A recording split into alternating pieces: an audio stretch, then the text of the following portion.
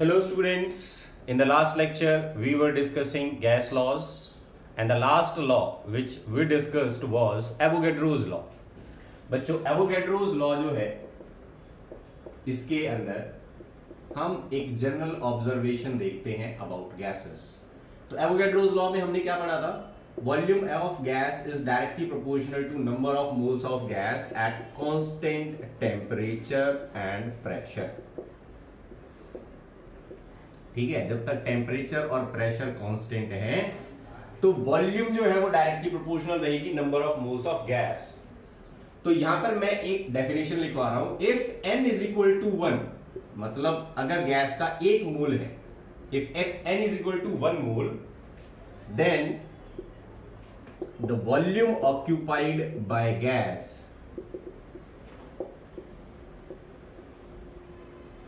Is called molar volume. ठीक है, अगर गैस का एक मोल है किसी कांस्टेंट टेम्परेचर और प्रेशर पे, तो वो एक मोल जितनी वॉल्यूम ऑक्यूपाई करता है that is called molar volume of gas at that condition. अब यहां पर दो एग्जांपल आते हैं जिसमें दो कंडीशंस हम देखते हैं।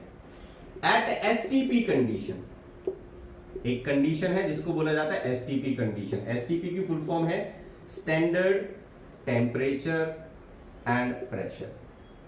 क्या होता है स्टैंडर्ड टेम्परेचर और प्रेशर? अगर टेम्परेचर 0 डिग्री सेंटीग्रेड हो, या फिर अगर बोले तो 273.15 केल्विन, और प्रेशर अगर 180 एम हो, तो इस कंडीशन को बोला जाता है एसटीपी कंडीशन। तो इमेजिन करो तुम किसी ऐसी जगह पर खड़े हो जहां पर टेम्परेचर 0 डिग्री सेंटीग्रेड है और प्रेशर 1 एटमॉस्फेयर है, तो वहां पर कौन सी कंडीशन है? वहां पर एसटीपी कंडीशन है।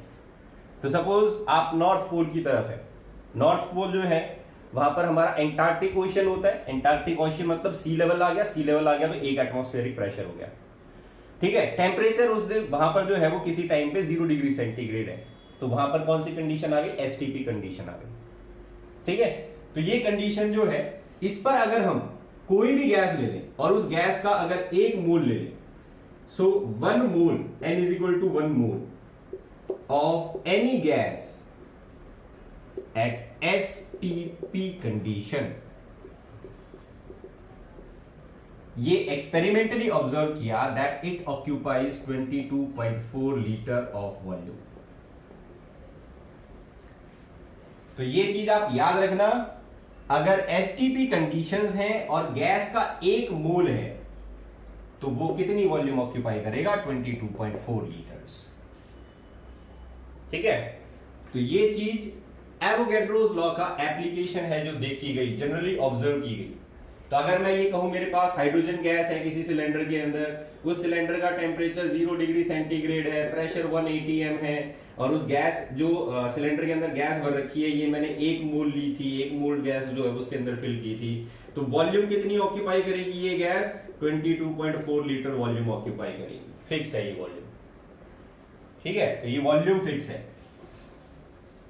अगर इसी सिलेंडर में मैं ऑक्सीजन गैस को फिल कर दूं, सेम कंडीशंस रखते हैं, 1 मोल लेते हैं, तो ऑक्सीजन गैस कितनी वॉल्यूम ऑक्यूपाई करेगी? तो वो भी 22.4 लीटर्स वॉल्यूम ऑक्यूपाई करेगी। तो इस बात से कोई मतलब नहीं है कि कौन सी गैस थी, हमें सिर्फ कंडीशन से मतलब है। कंडीशंस अगर एसटीपी रहती हैं तो वॉल्यूम ऑफ गैस ऑक्यूपाइड जो है वो भी क्या रहेगा? फिक्स रहेगा। चलो एक और कंडीशन आती है, इसको बोला जाता है एसएटीपी कंडीशन। इसकी फुल फॉर्म होती है standard ambient temperature and pressure. This is called SATP condition. अब यहां पर अगर हम टेम्परेचर और प्रेशर की वैल्यू देखें तो यहां पर टेम्परेचर होता है बच्चों 25 डिग्री सेंटीग्रेड। इसको केल्विन में कन्वर्ट करोगे तो क्या आएगा? 298.15 केल्विन। तो 273.15 में ऐड कर दो 25। और प्रेशर कितना है? 1 बार। तो यहां पर प्रेशर जो है उसकी यूनिट अलग है, प्रेशर बार में हो गया। टेम्परेचर 0 डिग्री सेंटीग्रेड नहीं है बल्कि रूम टेम्परेचर आ गया। 25 degree centigrade is called room temperature. तो सपोज मैं किसी ऐसी जगह पर खड़ा हूं जहां पर 25 डिग्री सेंटीग्रेड तो टेम्परेचर है और प्रेशर कितना है, अगर बार में देखें तो 1 बार, और अगर एटमॉस्फेयर में देखना है तो कितना होता है 1 bar is equal to 0.987 atmosphere. ठीक है, तो समुद्र से थोड़ी सी हाइट पे चले गए, सी लेवल से थोड़ी सी हाइट पे है, तो प्रेशर कम हो जाता है जैसे जैसे हाइट इंक्रीज होती है। तो प्रेशर अगर एक बार है, टेम्परेचर अगर 25 डिग्री सेंटीग्रेड है, तो ये देखा गया कि 1 mole of gas occupy 24.789 litres of volume. तो किसी भी गैस का एक मोल जो है इस कंडीशन पर कितनी वॉल्यूम ऑक्यूपाई करता है 24.789। तो पहले कितनी थी 22.4 लीटर, अब कितनी हो गई, वॉल्यूम बढ़ गई। वॉल्यूम क्यों बढ़ रही है, टेम्परेचर बढ़ा दिया, प्रेशर कम कर दिया। ठीक है, वहां पर 1 atm था, यहां पर कितना कर दिया 0.987 atm, तो प्रेशर कम हो गया, प्रेशर कम होता है तो वॉल्यूम बढ़ती है। टेम्परेचर जो था वहां 0 था, यहां पर कितना हो गया 25, तो चार्ल्स लॉ क्या कहता है, टेम्परेचर बढ़ाओगे वॉल्यूम बढ़ेगी।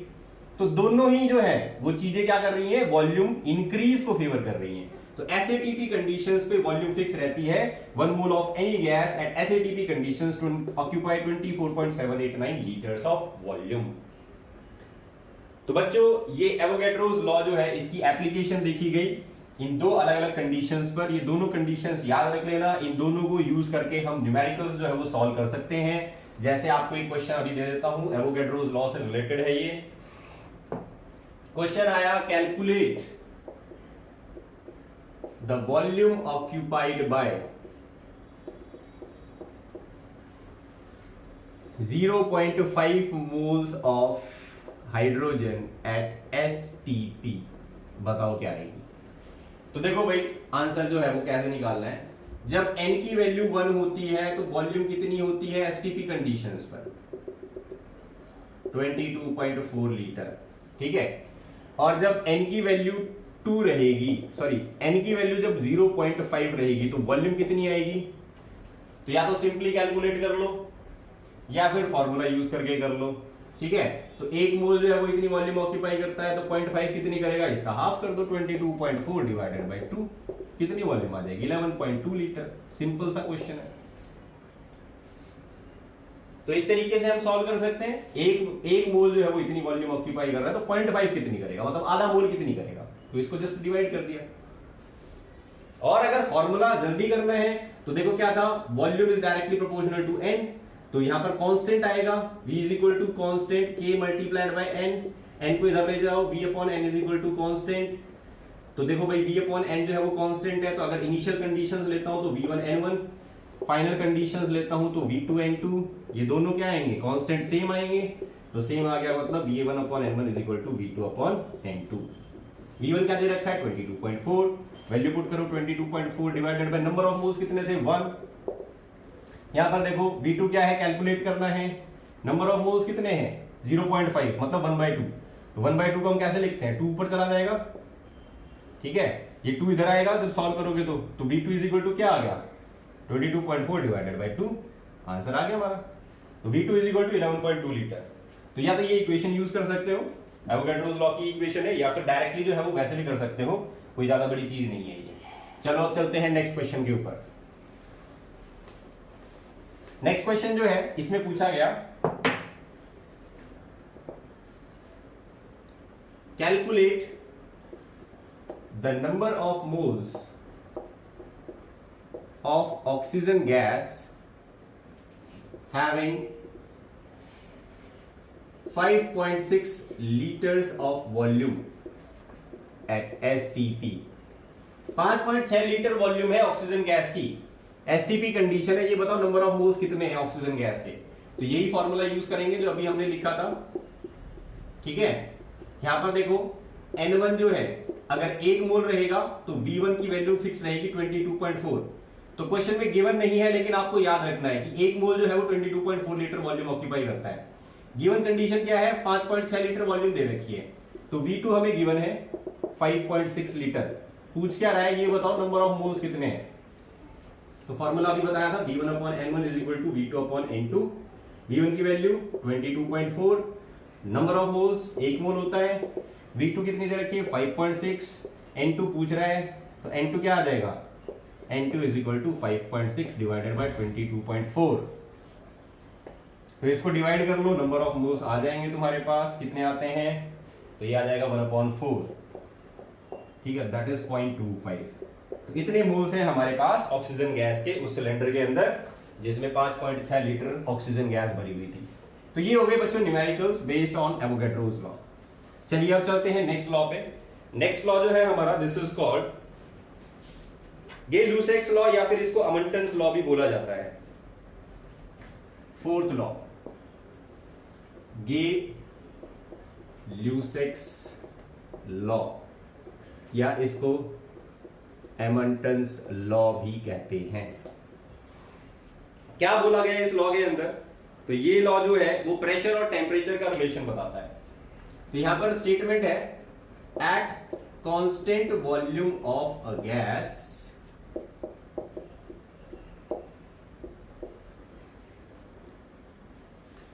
the pressure is directly proportional to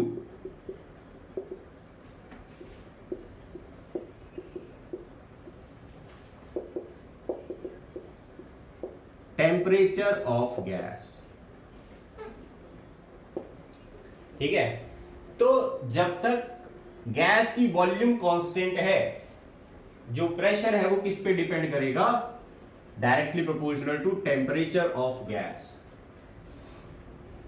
देखो इसका जो है वो रिलेशन क्या होता है, pressure is directly proportional to temperature at constant volume.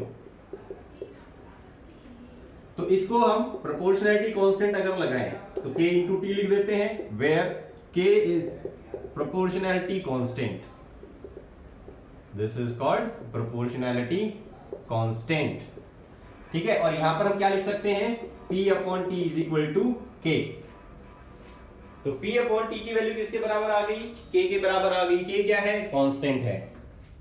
तो ये आ गया हमारे पास, ये हमारे पास फर्स्ट इक्वेशन थी, P is equal to K into T, इसको हम फर्स्ट इक्वेशन बोल रहे हैं और इसको हम बोल रहे हैं सेकंड इक्वेशन।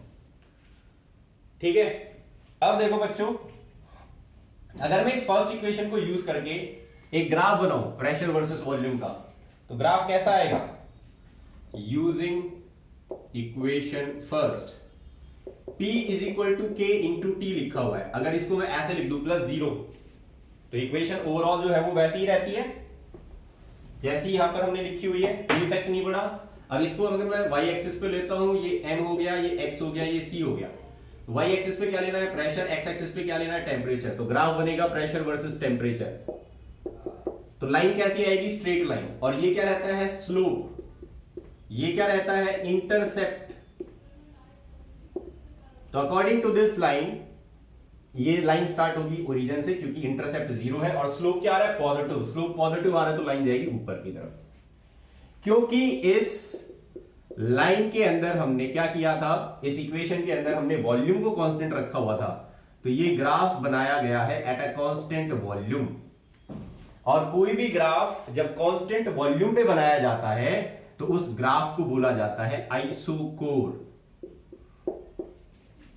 तो बच्चों नोट कर लेना, this graph is called isochore. और क्यों बोला जाता है इसको isochore, because this is eight constant volume. तो मैं आपको 3 टर्म्स नोट करवा रहा हूं, एक होता है आइसोथर्म, एक होता है आइसोबार, और एक होता है आइसोकोर। आइसोकोर का मतलब है कांस्टेंट वॉल्यूम जब रखी जाए और फिर कोई ग्राफ बनाया जाए। आइसोथर्म का मतलब है जब टेम्परेचर कांस्टेंट रखा जाए और फिर कोई ग्राफ बनाया जाए। तो हमने बॉयल्स लॉ के अंदर जो ग्राफ बनाए थे वो क्या कहलाते हैं, दे आर कॉल्ड आइसोथर्म। क्यों, क्योंकि बॉयल्स लॉ के अंदर टेम्परेचर जो था वो कांस्टेंट रखा हुआ था। चार्ल्स लॉ जो है उसके अंदर हमने क्या रखा है, प्रेशर को कांस्टेंट रखा है।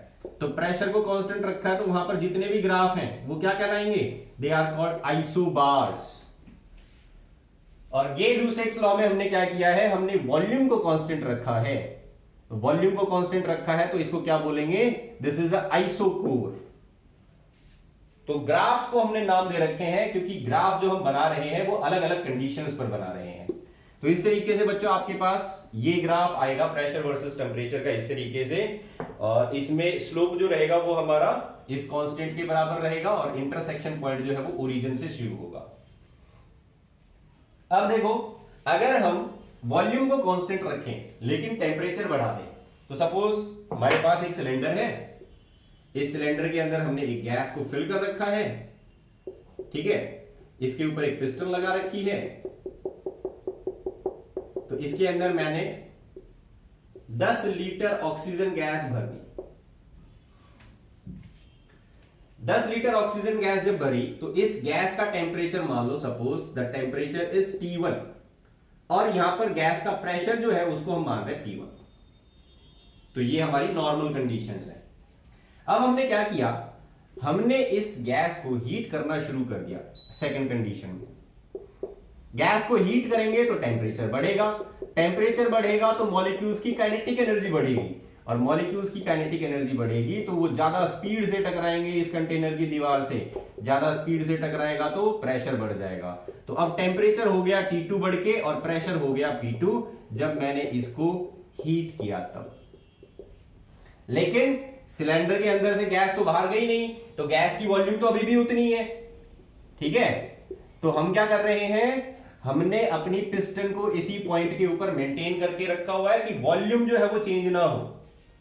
तो या तो ये कह लो कि हमारी पिस्टन जो है वो यहां पर हमने फोर्सफुली रोक के रखा हुआ है, या फिर ये कह लो कि भाई हमारा कंटेनर ही हमने ऐसा ले लिया जो बंद था, क्लोज्ड कंटेनर ले लिया। तो क्लोज्ड कंटेनर की वॉल्यूम फिक्स ही रहेगी, चाहे इसको गर्म करो या ठंडा करो, ठीक है। तो क्लोज्ड कंटेनर ले लो, समझने में आसानी होगी। क्लोज्ड कंटेनर की वॉल्यूम जो है वो फिक्स रहती है, वॉल्यूम चेंज नहीं हो सकती। तो इसको जब हम हीट कर रहे हैं तो हीट करने से इसका प्रेशर बढ़ेगा, तो टेम्परेचर हो गया इंक्रीज होगी T2 और प्रेशर हो गया इंक्रीज होके P2। अब ये लॉ क्या कहता है, गे-लुसाक्स लॉ, क्योंकि हमारा क्लोज कंटेनर है, वॉल्यूम फिक्स है, तो वॉल्यूम चेंज नहीं हो रही, वॉल्यूम चेंज नहीं हो रही तो इसकी रिलेशन अप्लाई होगी। तो यहां पर क्या आएगा, P1/T1 is equal to constant K। ये K किस पे डिपेंड करता है, ये K डिपेंड करता है वॉल्यूम पे। अगर वॉल्यूम चेंज करोगे तो ही कांस्टेंट जो है वो चेंज होगा, वॉल्यूम अगर फिक्स कर रखी है तो ये जो है वो सेम रहेगा। तो P1/T1 इज इक्वल टू आ गया K according to this condition. तो ये हमारी इनिशियल कंडीशन है, this is the initial condition, starting में जो ली थी। ये हमारी फाइनल कंडीशन है। तो भाई according to final condition P2/T2 is also equal to K। Volume तो चेंज हुई नहीं है तो कांस्टेंट K चेंज होगा नहीं, तो कांस्टेंट K की वैल्यू सेम रहेगी। तो ये इक्वेशन इसका मतलब क्या होगी, इसके बराबर होगी। तो अब हम क्या लिख सकते हैं, अब हम लिख सकते हैं hence according to this law P1/T1, hence since value of K is constant, so P1/T1 is equal to P2/T2। ये आ गया हमारे पास फॉर्मूला। तो इसको हम यूज करते हैं गे-लुसाक्स लॉ या अमंटन्स लॉ जो है इसके न्यूमेरिकल्स को सॉल्व करने के लिए। चलो अब एक मैं आपको क्वेश्चन देता हूं जो इस लॉ से रिलेटेड है। क्वेश्चन जो है वो नोट कर लीजिए आप।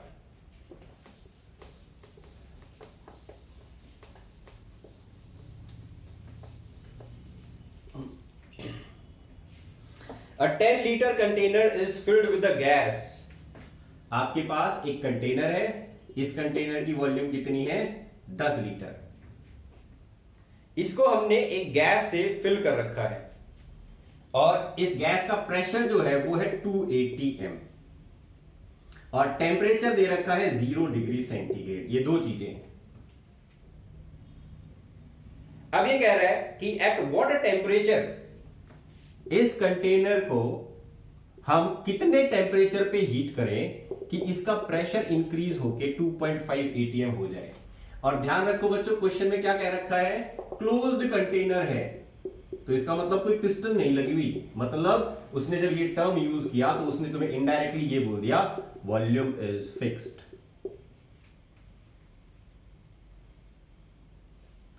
तो वॉल्यूम फिक्स कह रहा है यहां पर क्वेश्चन के अंदर, जब वो क्लोज्ड कंटेनर टर्म का यूज कर रहा है तब। तो वॉल्यूम तो चेंज होगी नहीं, वॉल्यूम तो यहां पर भी 10 लीटर रहेगी, ठीक है। तो यहां पर कौन सा लॉ लग गया, वॉल्यूम कांस्टेंट है तो लग गया गे-लुसाक्स लॉ। तो ये आपको क्वेश्चन से खुद ही पता लगाना पड़ेगा कि इस न्यूमेरिकल के अंदर इस क्वेश्चन में कौन सा लॉ लगेगा। तो कितने टेम्परेचर पे इसको जो है वो गैस को हीट किया जाए कि इसका प्रेशर इंक्रीज होकर कितना हो जाए 2.5 atm। तो लगाओ ये इनिशियल कंडीशन दे रखी है, ठीक है, और फाइनल कंडीशन क्या लेके आनी है, ये लेके आनी है। तो हमारे पास इक्वेशन क्या थी, T1/T1 is equal to P2/T2। T1 की वैल्यू कितनी दे रखी है, 2 एटमॉस्फेयर। टेम्परेचर भाई जीरो मत रखना, केल्विन में कन्वर्ट कर लेना इसको, 273.15, ठीक है। अगर जीरो पुट कर दोगे तो सब कुछ जीरो आ जाएगा, तो ऐसा मत करना। यहां पर प्रेशर कितना है 2.5 atm, टेम्परेचर कितना है हमें कैलकुलेट करना है। तो टेम्परेचर कैलकुलेट कर लो, यहां पर T2 की वैल्यू क्या आ जाएगी 2.5 इंटू 273.15 डिवाइडेड बाई 2, जो भी वैल्यू आएगी वो आएगी केल्विन में। तो इस तरीके से आप गे-लुसाइक्स लॉ जो है इसका यूज करके और ऐसे क्वेश्चंस जो है, ऐसे न्यूमेरिकल्स जो है, इनको सॉल्व कर सकते हो। अच्छा, डेली लाइफ से इसका कोई एग्जांपल बता सकते हो, गे-लुसाइक्स लॉ जो है उसका एप्लीकेशन। तो देखो बच्चों, गर्मियों के अंदर गाड़ियों के टायर बहुत फटते हैं, गे-लुसाइक्स लॉ का एप्लीकेशन। कल तुम्हें बताया था टायर जो है वो रिजिड होते हैं, ठीक है, वो उतने ज्यादा इलास्टिक नहीं होते। तो टायर की साइज जो है वो ज्यादा एक्सपेंड नहीं होती, बैलून जितनी एक्सपेंड नहीं होती। अब तुमने टायर के अंदर जो है वो हवा भर रखी है फुल, ठीक है, मैक्सिमम प्रेशर है टायर के अंदर, और जब टायर जो है वो घूमता है, रोटेट होता है सड़क के ऊपर, जब टायर चलता है तो फ्रिक्शन की वजह से क्या हो जाता है, टायर गर्म हो जाता है। गर्म होने का मतलब क्या है, टेम्परेचर इंक्रीज हो गया। टेम्परेचर इंक्रीज होगा, टायर जो है वो रिजिड है, रिजिड होने का मतलब वॉल्यूम जो है वो और ज्यादा इंक्रीज नहीं हो सकती, उसके अंदर मैक्सिमम एयर फिल कर रखी है। तो मैक्सिमम वॉल्यूम जो है वो एयर की फिल्ड है, no more increase is possible. तो इसका ये मतलब हुआ कि वॉल्यूम इज कांस्टेंट। तो ध्यान रखना, गर्मियों में वो टायर जल्दी फटता है जिसके अंदर हवा ज्यादा होती है। हवा ज्यादा होने का मतलब उसकी जितनी एक्सपेंशन हो सकती थी उतना टायर एक्सपैंड हो रखा है, उससे ज्यादा एक्सपैंड नहीं हो सकता। और उस गाड़ी को तुम चला रहे हो, उस टायर को तुम रोटेट करवा रहे हो, तो रोटेट करने से टेम्परेचर बढ़ेगा, टेम्परेचर बढ़ने से प्रेशर बढ़ेगा। वॉल्यूम जो है वो बढ़ना चाहेगी लेकिन बढ़ नहीं सकती, क्योंकि टायर जो है वो उतना ज्यादा इलास्टिक नहीं है, रिजिड है। तो अल्टीमेटली क्या हो जाएगा, इतना ज्यादा प्रेशर राइज हो जाएगा, टायर इतना ज्यादा गर्म हो जाता है चलते चलते कि प्रेशर इतना ज्यादा बढ़ जाता है कि वॉल्यूम इंक्रीज नहीं हो सकती, प्रेशर बढ़ता जा रहा है, टायर बर्स्ट हो जाता है, फट जाता है टायर, प्रेशर से हवा निकल जाती है, ठीक है। तो ये गे-लुसाइक्स लॉ की वजह से होता है। एक और एप्लीकेशन, आप दिवाली पे पटाखे जलाते हो, पटाखा जो है वो किस वजह से फटता है, इसी वजह से फटता है। आपने सूतली बम जो है वो छुटाया, सूतली बम कैसे बनाते हैं, इस पेपर के अंदर बारूद भर दिया और बारूद भर के उसके ऊपर जो है वो कई बार धागे से लपेट दिया ऐसे। तो वो धागा क्या करता है, वो इसको इतना टाइट कर देता है, इतना रिजिड बना देता है कि यहां पर गैस जब निकलेगी, ये जब एक्सप्लोजिव जो है, जो इसके अंदर बारूद भरा था, ये जब जलेगा तो ये गैस प्रोड्यूस करता है, वो गैस निकलने का रास्ता ढूंढती है। लेकिन तुमने बाहर क्या कर रखा है, इसको धागे से बार बार लपेट रखा है, बार बार लपेट रखा है, तो तुमने वॉल्यूम फिक्स कर रखी है।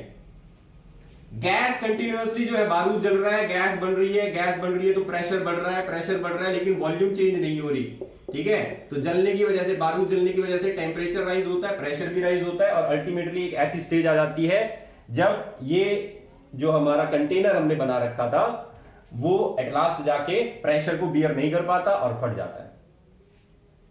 तो this is due to Gay Lussac's law. तो वॉल्यूम जो है जब चेंज नहीं करते, टेम्परेचर इंक्रीज करते जा रहे हो, प्रेशर इंक्रीज करते जा रहे हो, अल्टीमेटली एक ऐसी स्टेज आ जाएगी जहां पर वो वॉल्यूम जो है उतना प्रेशर नहीं झेल पाएगी और वो लास्ट में क्या हो जाती है, बर्स्ट हो जाता है कंटेनर। तो ये सारे के सारे एग्जांपल्स जो हैं इसमें हम गे-लुसाइक्स लॉ अप्लाई कर सकते हैं। प्रेशर बढ़ेगा, टेम्परेचर बढ़ेगा, जब वॉल्यूम को हम कांस्टेंट रखेंगे तब। चलिए अब हम आ जाते हैं बच्चों इन लॉज को अगर कंबाइन कर दिया जाए, कंबाइंड गैस लॉ, या इसको आइडियल गैस इक्वेशन भी बोलते हैं।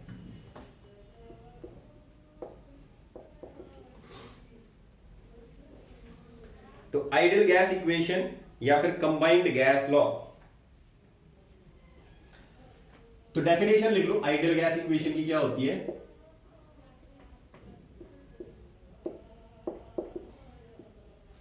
It is a mathematical equation which gives the effect of it is the equation which gives effect of temperature and pressure on volume of gas is called ideal gas equation. कैसे derive करते हैं देखो बच्चों, according to Boyle's law क्या बोला हमने, volume is inversely proportional to pressure. According to Charles law क्या बोला हमने, volume is directly proportional to temperature. And according to Avogadro's law क्या बोला हमने, volume is directly proportional to number of moles. इन तीनों लॉज को अगर कंबाइन कर दिया जाए, ठीक है, combining equation first, second and third, तो क्या हो जाएगा, तीनों को कंबाइन कर दो तो क्या आ जाएगी, volume is directly proportional to temperature into n divided by P. ये इक्वेशन आ जाएगी. इन तीनों लॉज को अगर हम कंबाइन कर दे तो अब यहां पर ये जो प्रोपोर्शनैलिटी कांस्टेंट हम लगा दे एक, तो ये इक्वेशन बन जाती है ये. इस पी को क्रॉस मल्टीप्लाई कर दो तो क्या बन गई तुम्हारे पास, यहां लिख लेना बच्चों, this R is proportionality constant, और इस प्रोपोर्शनैलिटी कांस्टेंट को नाम दे रखा है gas constant. So R is called the gas constant and this R depends on number of moles of gas. तो R एक प्रोपोर्शनैलिटी कांस्टेंट था, इसको गैस कांस्टेंट भी बोला जाता है. अब ये P जो है अगर इसमें क्रॉस मल्टीप्लाई कर देता हूं तो इसको हम ऐसे लिख सकते हैं, PV is equal to nRT and this is called your ideal gas equation. क्योंकि इस इक्वेशन में तीनों लॉज कंबाइन हो जाते हैं, इस वजह से इसको हम कंबाइंड गैस लॉ भी बोलते हैं. तो this equation is our ideal gas equation. जो भी गैस इस इक्वेशन को फॉलो करती है that is called an ideal gas. उस गैस को क्या बोलेंगे, आइडियल गैस बोलेंगे. तो जो भी गैस सभी कंडीशन टेम्परेचर और प्रेशर की पे अगर इस इक्वेशन को फॉलो करती हैं then they are called ideal gas and this equation is called ideal gas equation. इस आइडियल गैस इक्वेशन को लिखने का एक दूसरा तरीका भी है, in terms of density. In terms of density तो देखो अभी हमने क्या लिखा था, PV is equal to nRT. ये वॉल्यूम अगर मैं इधर भेज देता हूं n into R into T upon V, और n जो है ये क्या होता है, n is number of moles. Number of moles हमने कैसे निकाले थे, फर्स्ट चैप्टर अगर बच्चों तुम्हें याद है तो नंबर ऑफ मोल्स निकालने के लिए फॉर्मूला था given weight upon molecular weight. तो गिवन वेट जो है इसको मैं मान लेता हूं W और मॉलिक्यूलर वेट को मान लेता हूं M. तो n की जगह मैं क्या लिख सकता हूं, W upon M into R into T upon V, ये लिख सकते हैं. अब इसके अंदर V जो है उसको इधर ले आओ, M को इधर ले जाओ. W upon V, mass upon volume is called density. तो क्या बन गया, D into R into T upon M. ये आ गई relation ideal gas equation in terms of density. तो ये हमारी सेकंड इक्वेशन हो जाती है. This is the second method to write ideal gas equation in terms of density. तो ये हो गई हमारे पास आइडियल गैस इक्वेशन. अब बच्चों ये जो गैस कांस्टेंट है R, इसकी वैल्यू फिक्स रहती है. तो क्या वैल्यू रहती है इसकी, ये आप नोट कर लीजिए. द गैस कांस्टेंट R, इसकी वैल्यू होती है, अगर हम SI यूनिट्स में ले, SI यूनिट्स, तो 8.314 जूल पर केल्विन पर मोल ये यूनिट रहती है इसकी. ये यूनिट भी ध्यान रख लेना, कई बार कॉम्पिटिटिव एग्जाम में पूछ ली जाती है, what is the unit of gas constant R. तो देखो ये यूनिट कहां से आई, PV is equal to nRT था, ये इक्वेशन थी हमारे पास। R की यूनिट निकालनी है तो R को एक साइड रखो, बाकी सबको जो है वो दूसरी तरफ भेज दो। प्रेशर क्या होता है? प्रेशर होता है हमारे पास SI unit of pressure is bar, ठीक है, या फिर इसको sorry SI unit of pressure is pascal. Volume की यूनिट क्या होती है? मीटर क्यूब, अपॉन N जो है वो नंबर ऑफ मोल्स। टेम्परेचर किस में है? केल्विन में, ठीक है। अब इस पास्कल को मैं क्या लिख सकता हूं? पास्कल को हम लिख सकते हैं फोर्स अपॉन एरिया। फोर्स की यूनिट क्या होती है? न्यूटन, और ये क्या था? Metre square into metre cube divided by moles into kelvin. Metre square से ये क्यूब जो है इसके दो पावर कैंसिल हो जाएंगी, बचेगी क्या यहां पर? एक पावर। तो क्या बन गया ये? Newton into metre upon moles into kelvin. बच्चों न्यूटन जो है फोर्स क्या होता है?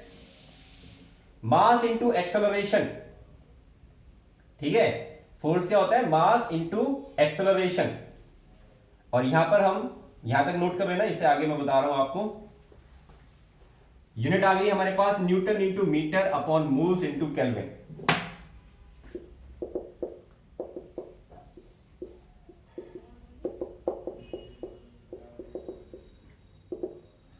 तो फोर्स इंटू ये किसकी यूनिट है? डिस्टेंस की। तो work done is equal to force into displacement. तो ये किसकी चेंज हो जाएगा? ये इसमें कन्वर्ट हो जाएगा, ये कन्वर्ट हो जाएगा वर्क में, ठीक है, मोल्स इंटू केल्विन। और वर्क की यूनिट क्या होती है? वर्क की यूनिट और एनर्जी की यूनिट क्या रहती है? सेम। तो न्यूटन मीटर जो है, न्यूटन मीटर की यूनिट वर्क की यूनिट के बराबर आ जाती है, और वर्क की यूनिट क्या होती है? जूल। तो newton into metre is called joule, moles into kelvin. तो ये आ गई हमारे पास आर की SI unit, joule per kelvin per mole. ऐसे लिख लो या इसको ऐसे लिख लो, एक ही बात है। तो आर जो है गैस कांस्टेंट, इसकी ये वैल्यू रहती है जब हम एसआई यूनिट लेते हैं तब। इसके अलावा अगर हम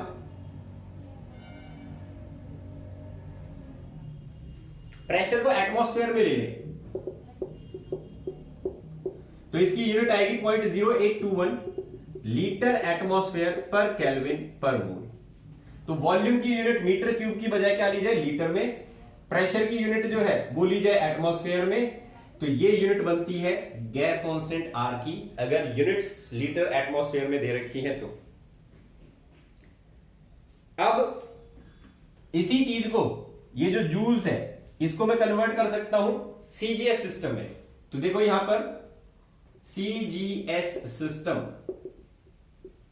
इसमें आर की यूनिट जो है वो क्या हो जाएगी? जूल को कन्वर्ट कर दो अर्ग में, 8.314 इंटू 10 की पावर 7, ये कन्वर्ट हो गई अर्ग पर केल्विन पर मोल, या इसको अर्ग पर डिग्री पर मोल भी लिख सकते हो, ठीक है। तो ये हो जाएगी यूनिट गैस कांस्टेंट की इन टर्म्स ऑफ अर्ग पर केल्विन पर मोल, या फिर अर्ग पर डिग्री सेंटीग्रेड पर मोल। तो गैस कांस्टेंट आर, ये तीन वैल्यूज याद रखना बच्चों। अगर जूल पर केल्विन पर मोल, बाकी डायमेंशन जो है वो जूल में दे रखी हैं, मोल में दे रखी हैं, केल्विन में दे रखी हैं, तो ये यूनिट यूज करनी है। और अगर लीटर एटमॉस्फेयर यूज कर रखा है तो ये यूनिट यूज करनी है। और अगर सीजीएस सिस्टम के अंदर आंसर पूछा गया है तो ये वाली वैल्यूज यूज करनी है गैस कांस्टेंट की। अब हम चलते हैं इसको यूज करके न्यूमेरिकल सॉल्व करने पे। तो देखो यहां पर न्यूमेरिकल हम सॉल्व करते हैं based on ideal gas equation. Numerical आता है, पहला क्वेश्चन देखो। क्वेश्चन दिया गया,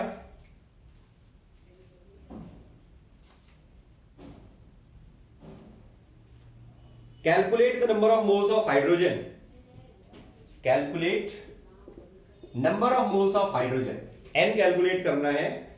वॉल्यूम ऑफ गैस दे रखी है 18 लीटर, टेम्परेचर दे रखा है 27 डिग्री सेंटीग्रेड, और प्रेशर दे रखा है 70 सेंटीमीटर ऑफ Hg।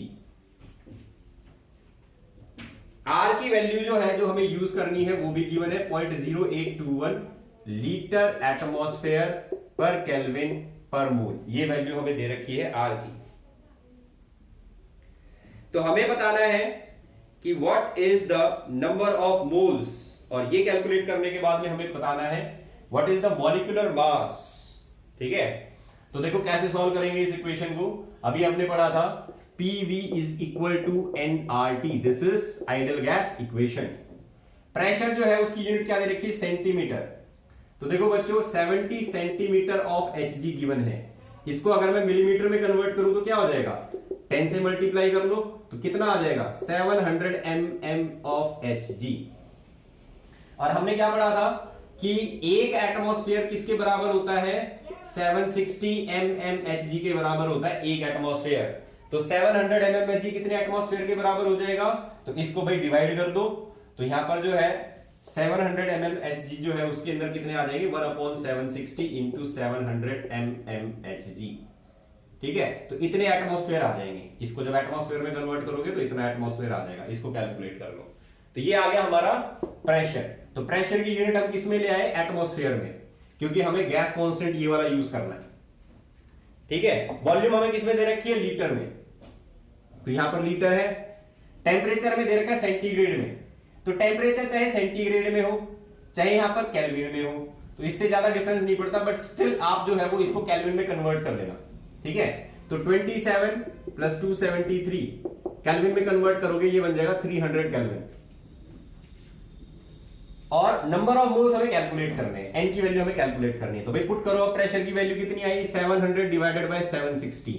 वॉल्यूम कितनी दे रखी है, 18 लीटर। एन कैलकुलेट करना है, आर कितना है 0.0821, और टेम्परेचर कितना है, यहां पर टेम्परेचर की वैल्यू दे रखी है 300 केल्विन। तो एन क्या आ जाएगा, 700 इंटू 18 अपॉन 760 इंटू 300 अपॉन 0.0821। गड़बड़ कर दिए, टेम्परेचर आएगा नीचे। इसको सॉल्व कर लो, नंबर ऑफ मोल्स जो है वो आ जाएंगे हमारे पास, कितने हैं, तो इसको जब आप सॉल्व करोगे तो नंबर ऑफ मोल्स आ जाता है 0.67। तो 0.67 moles of hydrogen gas is taken. ठीक है, तो ये आ गया हमारा आंसर। चलो अब देखो एक सेकंड क्वेश्चन। सेकंड क्वेश्चन में दिया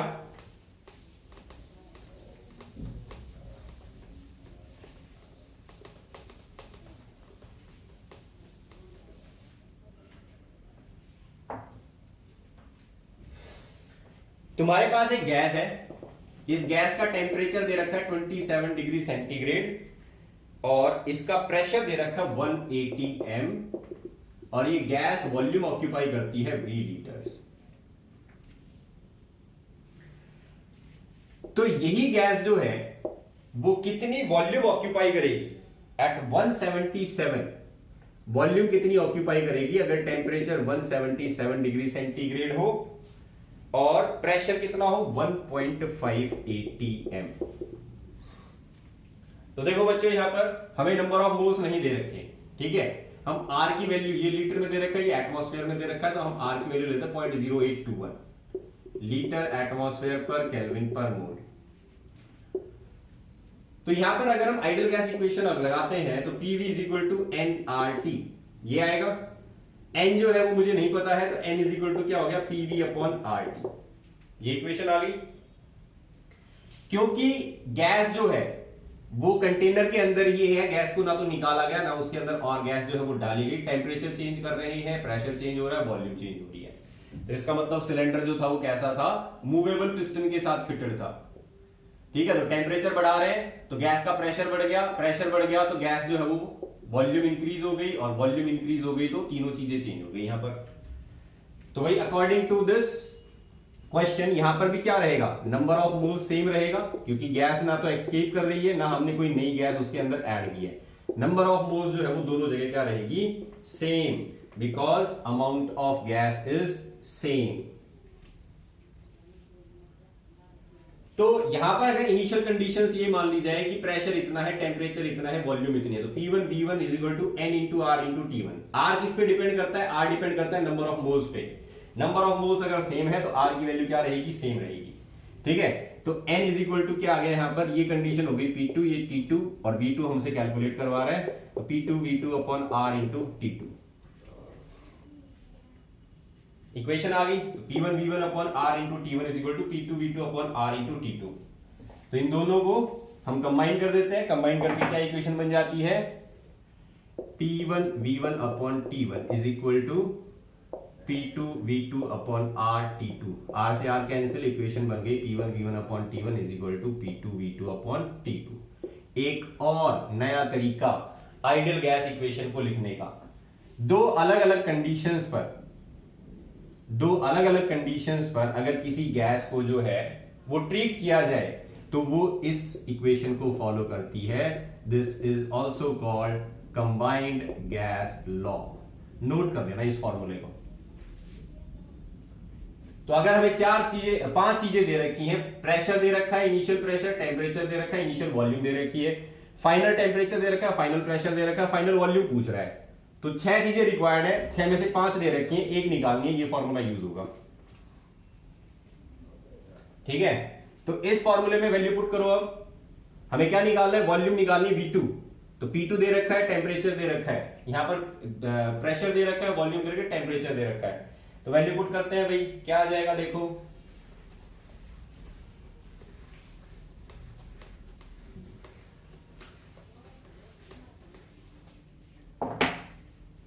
according to combined gas law P1 V1 upon T1 is equal to P2 V2 upon T2। P1 की वैल्यू कितनी दे रखी थी क्वेश्चन के अंदर, तो P1 इज 180 m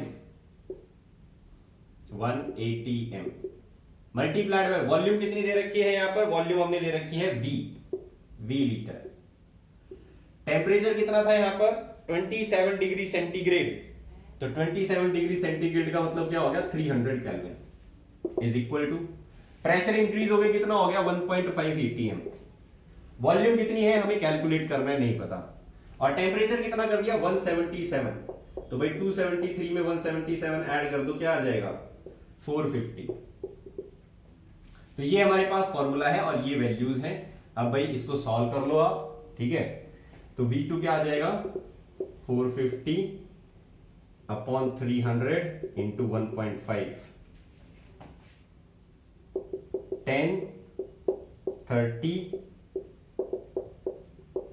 1 लीटर। तो ये मल्टीप्लाइड बाय V भी है साथ में, तो 1 लीटर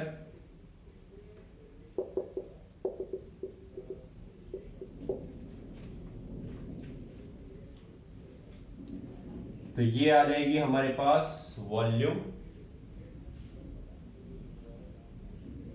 तो फाइनल वॉल्यूम जो है वो किसके बराबर रहेगी, इनिशियल वॉल्यूम के बराबर रहेगी। Hence final volume is equal to initial volume. ठीक है, तो भाई अब इस चीज को अगर हम सोचें, इस क्वेश्चन को अगर हम सोचें, तो ये चमत्कार कैसे हो गया कि हमने टेम्परेचर जो है वो भी चेंज कर दिया, प्रेशर भी चेंज कर दिया, फिर भी वॉल्यूम बराबर आ रही है। तो देखो तुमने चेंज कैसे किया है, तुमने टेम्परेचर बढ़ाया, टेम्परेचर बढ़ाते हैं तो क्या होता है, थर्मल एनर्जी इंक्रीज होती है, थर्मल एनर्जी इंक्रीज होगी तो क्या होगा, गैस का प्रेशर बढ़ेगा, गैस जो है वो पिस्टन को बाहर की तरफ धक्का मारेगी। लेकिन तुमने क्या किया, तुमने बाहर से भी प्रेशर बढ़ा दिया, तुम इस पिस्टन को मूव नहीं करने दे रहे। ठीक है, तो बाहर प्रेशर कितना था पहले 1 atm, तुमने इसको बढ़ा के कितना कर दिया 1.5 atm। तो अंदर से जो प्रेशर बढ़ रहा है टेम्परेचर इंक्रीज होने की वजह से, उसको तुम बाहर से क्या कर रहे हो, काउंटर कर रहे हो, तुम पिस्टन को अलाउ नहीं कर रहे। तो इस वजह से यहां पर वॉल्यूम चेंज नहीं हुई, क्योंकि दो कॉन्ट्राडिक्टिंग फैक्टर्स काम कर रहे हैं। टेम्परेचर इंक्रीज होगा तो प्रेशर बढ़ेगा गैस का प्रेशर बढ़ेगा, गैस बाहर की तरफ धक्का मारेगी। लेकिन बाहर से जो हम प्रेशर अप्लाई कर रहे हैं हमने उसको भी चेंज कर दिया, इस वजह से पिस्टन मूव नहीं कर पाई, और पिस्टन मूव नहीं कर पाई इस वजह से वॉल्यूम क्या आई, सेम आई। तो इस तरीके से हम जो है वो इस न्यूमेरिकल को रिलेट कर सकते हैं। चलो ऐसे ही एक और क्वेश्चन जो है वो देखते हैं, इसी कंबाइंड गैस लॉ से रिलेटेड है। क्वेश्चन दे रखा है सेम इसी तरीके से, तुम्हारे पास एक गैस है, इस गैस को तुमने किसी कंटेनर के अंदर फिल कर रखा है, ठीक है। तो एक सील्ड ट्यूब है और इस सील्ड ट्यूब के अंदर सपोज ये ट्यूब है, ट्यूबलाइट जो होती है ना उसकी तरह है, इसके अंदर हमने गैस फिल कर दी और इस गैस को फिल किया गया है 760 mmHg प्रेशर पे और टेम्परेचर कितना है 27 डिग्री सेंटीग्रेड। टेम्परेचर है 27 डिग्री सेंटीग्रेड, ठीक है। अब इसने क्या पूछा है, इसने ये पूछा है ये जो ट्यूब है ये मैक्सिमम प्रेशर जो ये झेल सकती है, जिसको ये बियर कर सकती है, दैट इज 380 m। इतना प्रेशर ये झेल सकती है, इससे ज्यादा अगर प्रेशर हो गया तो ये ट्यूब फट जाएगी, दिस ट्यूब विल बर्स्ट। अब हमसे क्या पूछा है, ये पूछा है कि वो ये बताओ टेम्परेचर क्या होगा जिससे ऊपर ये फट जाएगी, कितने टेम्परेचर पे, at what temperature this tube will burst.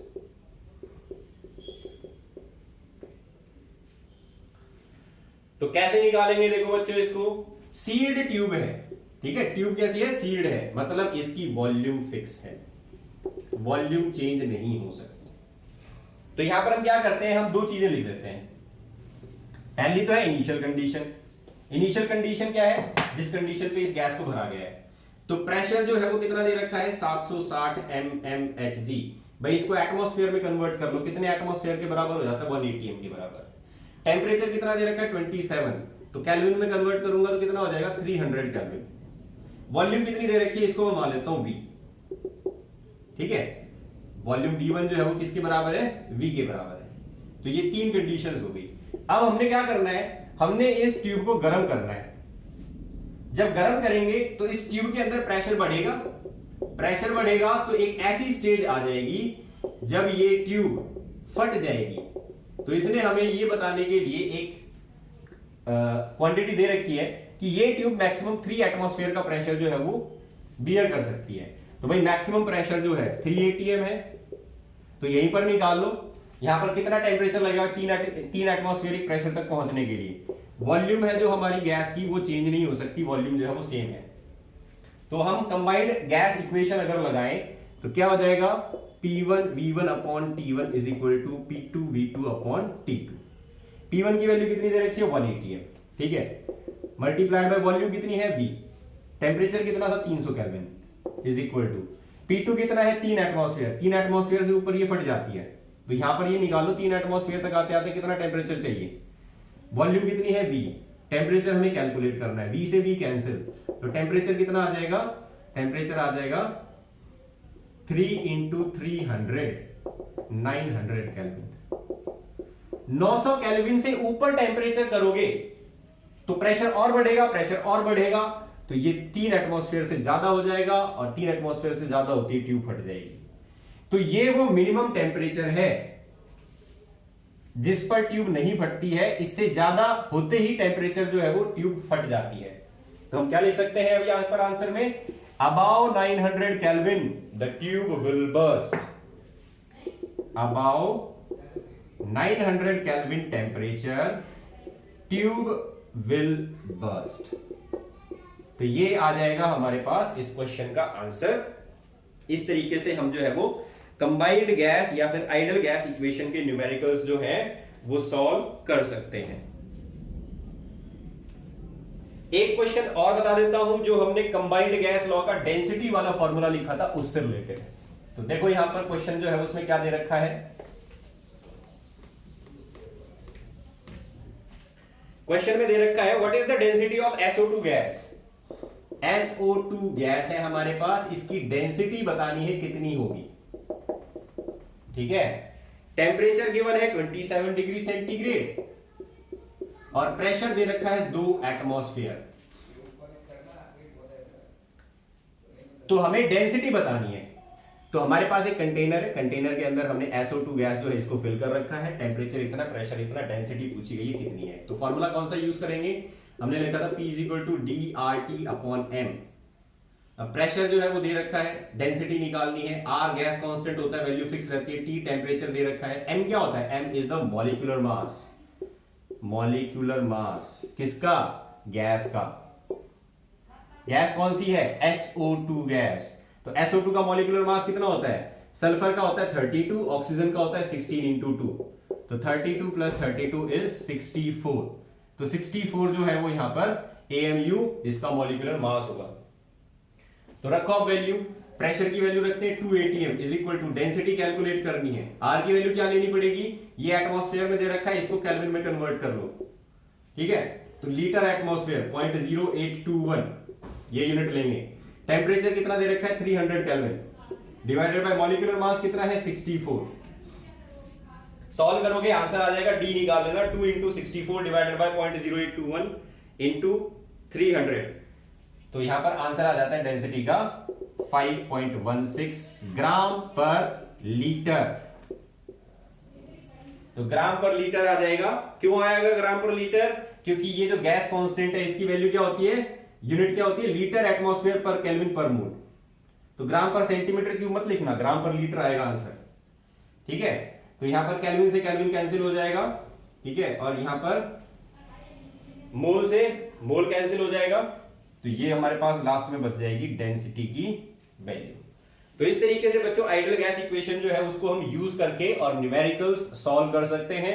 बहुत सारी प्रॉब्लम्स दे रखी है बुक्स के अंदर, तो आप इन प्रॉब्लम्स को प्रैक्टिस करते रहना, आपको असाइनमेंट मिल जाएगा। That's all for today, thank you.